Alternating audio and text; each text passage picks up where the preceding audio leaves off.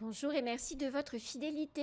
Pour ce second temps de parole, on va parler excellence sportive, on va parler compétition, on va parler avec un grand champion d'athlétisme qui est à Mayotte pour quelques jours à l'invitation d'Amdi Louaïdou Soumaïla, le maire de Mamoudzou. C'est Stéphane Diagana. Bonjour. Bonjour. Merci d'avoir accepté notre invitation. Vous êtes un grand champion. Deuxième partie des années 90, vous avez tout gagné, hein, le 400 mètres et votre et en plus, et votre discipline fétiche. Pourquoi être venu à Mayotte? Alors tout simplement parce que j'ai été invité donc par une relation commune avec Tostao, Amada qui est en charge de l'excellence sportive et de la vie associative à la ville de Mamoudzou. Cette connaissance commune, c'est Daniel Sangouma, qui est réunionnais, avec qui je me suis entraîné pendant des années, que je connais depuis plus de 25 ans, et qui est un peu ambassadeur de cette démarche d'excellence sportive. Et c'est ce qui m'a motivé. Voilà, il m'a expliqué un peu le projet ambitieux. C'est vrai en même temps qu'il pose des questions. Quand on parle d'excellence sportive, je connaissais un petit peu la réalité de Mayotte. Ça fait 2 jours que je suis ici, je la connais mieux maintenant parce que je pose beaucoup de questions. Moi, je suis très curieux. Mais je pense que c'est un bon projet compte tenu de la population très jeune, compte tenu de l'attractivité du sport et compte tenu de ce que le sport est capable d'apporter bien souvent dans des situations parfois compliquées. Tostao Amada est sur le plateau également. Bonjour Tostao. Bonjour. Merci d'être avec nous. Quand on pense excellence sportive, quand on parle athlétisme, on pense au stade de Cavani. Est-ce que c'est pas un problème aujourd'hui de n'avoir comme seule vitrine à montrer à un grand champion le stade de Cavani, avec une piste, parce que moi je peux me permettre de dire tout, hein, une piste défoncée, un camp de migrants juste à côté, des motos, comment dirais-je, des poussettes, des enfants qui jouent au milieu, une infrastructure qui n'a plus rien d'un centre d'entraînement d'athlétisme. Et pourtant, nous avons des champions de France du relais 4 fois 100 mètres. Effectivement, du Racing Club de Mamoudzou. Donc et en plus Effectivement, en fait, non, parce que, bon, c'est déjà un handicap, parce qu'effectivement, on n'a pas un stade adéquat par rapport aux résultats, par rapport aussi à la jeunesse.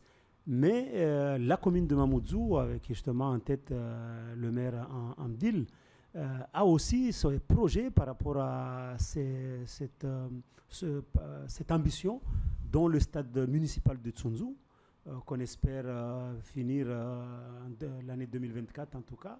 Et puis aussi, il y aura le complexe de Kaweni, il y aura aussi le stade de lycée Bamana. Donc en fait, tout ça, c'est pour justement déjà commencer non seulement à y réfléchir, mais aussi à travailler petit à petit. Et puis le jour J où on aura les installations aux normes, pour qu'effectivement qu'on n'ait pas de retard dans ce sens. Donc on parallélise les tâches quelque part, on fait venir des grands sportifs comme Stéphane Diagana pour motiver les jeunes à s'engager, parce que pour s'engager, il faut rêver. Et vous, ici, ça fait rêver quand même. Le parcours qui a été le mien, j'étais une quinzaine d'années en équipe de France, 2 titres de champion du monde, 1 titre de champion d'Europe. Il doit aussi servir à ça. Champion de France Plusieurs fois, oui. De nombreuses fois champion de France. Parce que nous, on commence par champion de France. Oui, là, ça... c'est vrai. Mais ce qui prouve qu'on a encore du chemin. Et visiblement, Kamel Zouber peut aller encore plus loin. Oui, bien sûr. C'est évident et il faut accompagner ses envies. Je pense que l'exigence en fait que demande la pratique sportive à ce niveau, on voit une image du relais et au-delà, l'excellence sportive, c'est un engagement dans l'excellence comportementale. Je le dis toujours, et c'est ça qui est intéressant. Proposer des infrastructures, des accompagnements, des ressources humaines pour accompagner des jeunes vers l'excellence sportive, c'est leur proposer une voie d'engagement vers l'excellence comportementale. Et ça, quelle que soit la destination finale, quel que soit le niveau atteint, c'est un capital pour la vie que l'on peut transférer dans d'autres pratiques au travail, parce qu'on apprend la rigueur, on apprend à être à l'heure, on apprend à se dépasser, on apprend à respecter des règles, on apprend à respecter les autres aussi. Donc tout ça, c'est vraiment... Et les jeunes sont attirés vers le sport. Donc si on leur propose des infrastructures de qualité, un encadrement de qualité, eux, ils n'ont pas de problème pour rêver. Ils iront, ils viendront, et il y aura des résultats derrière. Et s'il n'y a pas de résultats, il y aura au moins des gens bien formés, bien éduqués, qui sauront transférer ça par ailleurs. quatre champions de France, comme vous les avez derrière vous, ça fait rêver au-delà du monde du sport. Moi, personnellement, je ne suis pas du tout sportive, mais je suis hyper fière que des sportifs mahorais soient champions de France.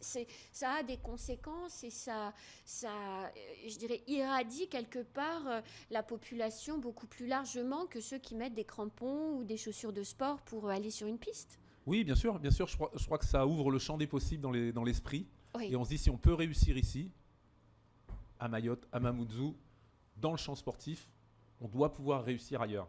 Ils l'ont fait, moi je vais le faire peut-être dans le domaine économique, dans le domaine éducatif. Voilà, j'ai des challenges à relever, ils ont relevé les leurs, je vais relever les miens. Et voilà, je pense que c'est cette symbolique du sport que l'on peut utiliser. Je suis beaucoup engagé dans des associations, une qui s'appelle Peace and Sport. J'étais engagé dans Sport sans frontières, qui est Play International maintenant. J'ai des retours d'expérience sur la capacité que peut avoir le sport à amener cette formation et puis à résoudre aussi parfois des difficultés, des tensions en faisant finalement, en réunissant les gens autour du sport. Il y a des vraies possibilités sur ce terrain-là aussi. Vous êtes un grand sportif, vous êtes très expérimenté dans l'accompagnement, du coup vous venez de le décrire, ça fait 2 jours que vous êtes ici. Qu'est-ce que vous pensez, alors non pas de nos infrastructures parce qu'on les connaît, on ne va pas revenir là-dessus, mais à la fois de notre jeunesse, de nos coachs, de nos associations, de nos politiques, est-ce que vous pensez qu'on pourra y arriver ? Oui, je pense que tout à fait que c'est possible, de la même façon que ces 4 garçons ont réussi à porter au plus haut les couleurs de Mamoudzou et de Mayotte en gagnant le titre du 4x100 mètres français, national.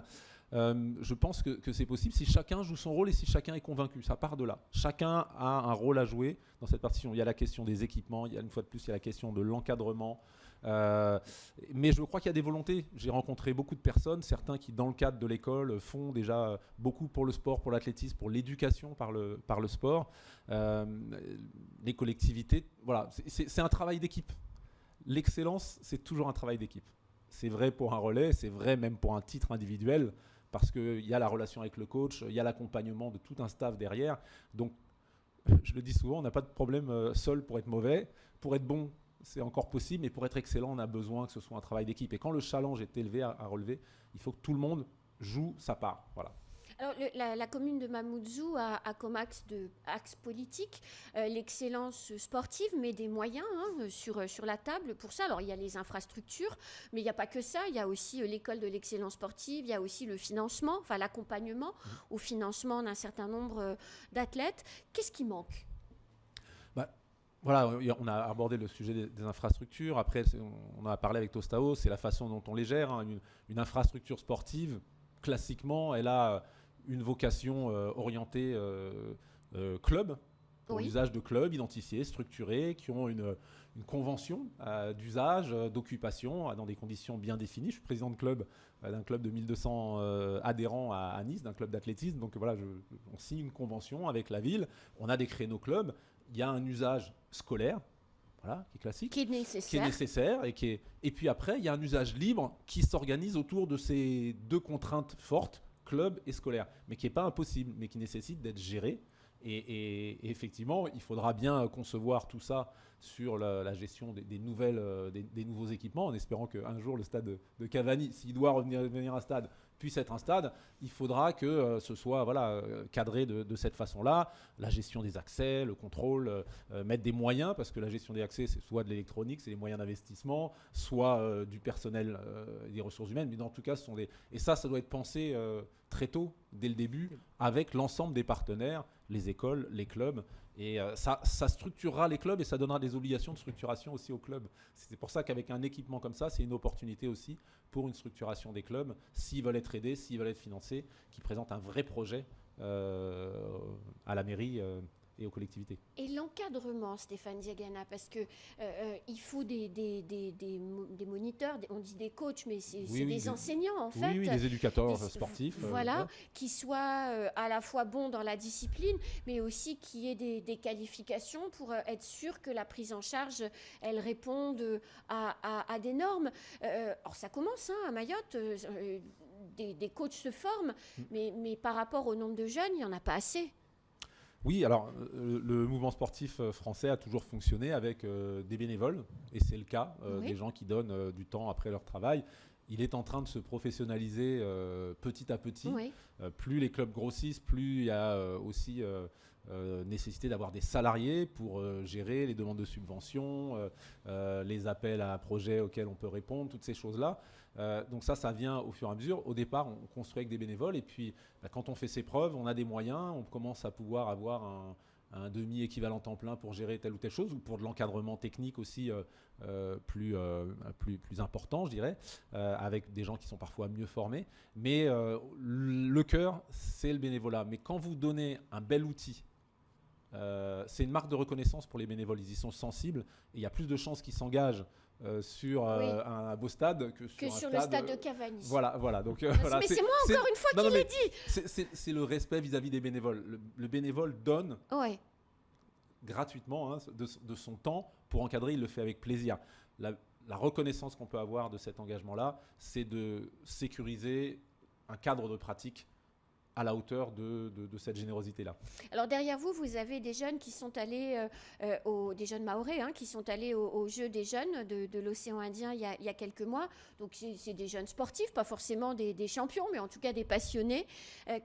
Qu'est-ce qu'il faut, comment on fait pour que la moitié de ce territoire qui a moins de 20 ans, même moins de 17 ans, puisse à un moment donné pousser la porte d'un club d'athlétisme, d'un club de foot, de basket, de tout ce qu'on veut, et passe de l'envie de pratiquer à s'engager et à devenir bon et à aller toujours plus loin, à être repéré et à aller toujours plus loin. Alors, comment il faut faire? Vous avez un mot qui est important, repérer.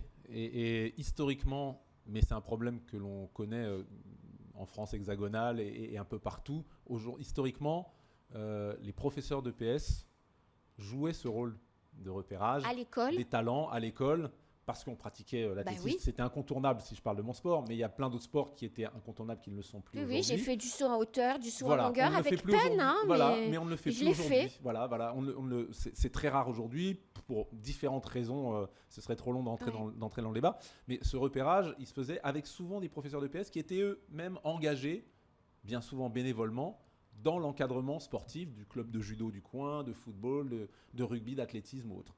Et ça c'est un élément important. Si là vous avez cette chance, c'est que vous allez construire avec des équipements, comme vous dites, c'est un territoire qui est en perpétuelle construction. Bien sûr. Voilà. Et donc c'est une opportunité de ne pas rater ça et d'engager aussi l'école et de faire le lien entre le mouvement sportif et l'école, parce que en France hexagonale, il s'est souvent trop distendu. Et on a du mal à faire venir les jeunes vers la pratique sportive, notamment dans certains quartiers où c'est un autre monde. Et parfois, pourtant, je cite le cas à Nice, bien sûr. Le stade est à quelques centaines de mètres des quartiers prioritaires de la ville, de certains quartiers prioritaires de la ville. Et on n'arrive pas à avoir...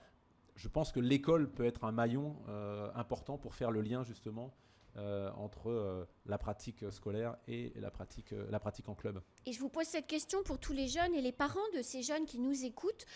Se met en place aujourd'hui à Mayotte les compétitions UNSS, vous savez, le sport scolaire, qui permettent d'ailleurs à certains jeunes de partir faire des finales régionales ou des finales nationales en métropole. Est-ce que ça aussi, c'est un maillon essentiel pour faire passer les jeunes d'une discipline scolaire peut-être à une discipline de club? Oui, voilà. Dans le sport, il y a l'UNSS, le sport scolaire, et puis il y a la pratique de l'EPS. Les deux sont des leviers avec les AS, ce qu'on appelle les associations sportives scolaires. Les deux sont des leviers importants pour pouvoir... j'ai pratiqué le sport en UNSS. Je n'ai pas été détecté par un prof d'EPS, mais j'ai pratiqué le sport en UNSS. Ça a été une occasion de découvrir la compétition autrement aussi. Il y a vraiment un intérêt à faire ce lien entre le mouvement sportif et l'école. Et c'est à qui de faire ce lien? C'est à l'élu de la commune ou c'est au sport sportif de venir frapper à la porte de la commune pour justement créer des partenariats avec les clubs et autres? Parce que par exemple, on parlait du Racing Club de Mamoudzou tout à l'heure, qui entraîne beaucoup de jeunes. Ils font le lien parce qu'ils co-organisent ensemble des compètes. Oui, tout à fait. En fait, effectivement, Même maintenant, ce que Stéphane vient de dire, en tout cas les enseignants qui sont ici à Mayotte, dans la commune, même à Mayotte, ils sont très impliqués par rapport aux jeunes. Il est vrai qu'aujourd'hui, ce qui fait défaut, ce sont les installations. Donc, dans Mamoudzou, nous travaillons beaucoup ensemble, en fait. On réunit toujours ces responsables, pour, justement, avec le peu d'installations qu'il y a, parce que, bon, aujourd'hui, par exemple, sur 6 stades, il y en a 3 en chantier, il n'y en a que 3 qui sont en fonctionnement. Donc, on est obligé aussi à être ensemble pour, justement, on cohabite pour que tout se passe dans de meilleures conditions. Alors justement, on avait tout à l'heure derrière nous, Tostao, la photo des 4 champions de France qui sont voilà, au Racing Club de Mamoudzou, et puis Kamel Zouber qui est de Kaweni, quand même.